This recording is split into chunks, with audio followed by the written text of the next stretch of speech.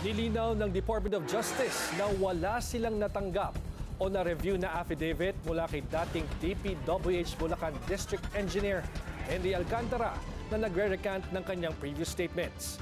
Ayon kay DOJ spokesperson Polo Martinez, consistent ang statement ni Alcantara na wala umano siyang direct involvement sa implementasyon ng umano'y ghost flood control projects.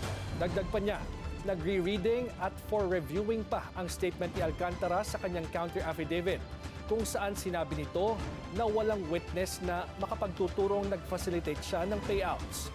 Pagdidiin ng DOJ, maraming proyekto ang ini-examine at hindi umano patungkol sa kabuoang kaso ang nakapaloob sa isinumite niyang counter affidavit. Sa ghost projects, his statement has always been that he was not involved in the projects itself. Okay, so that's one thing he made clear. But that does not mean that he has no involvement whatsoever in dealings with the proponents, for instance, in dealings with the entire scheme.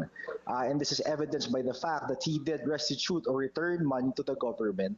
Just because he says na he was involved in one thing doesn't mean he was involved in another thing. Ayon kay Martinez, kailangan ding i-consider ang kanyang restitution ng mahigit 100 milyong piso sa pamahalaan. Dagdag pa ng DOJ, subject for review pa ang mga counter affidavit na isinumite ng mga respondents sa mga nakasampang reklamo at hinihintay pa ang magiging desisyon ng prosecution panel patungkol dito.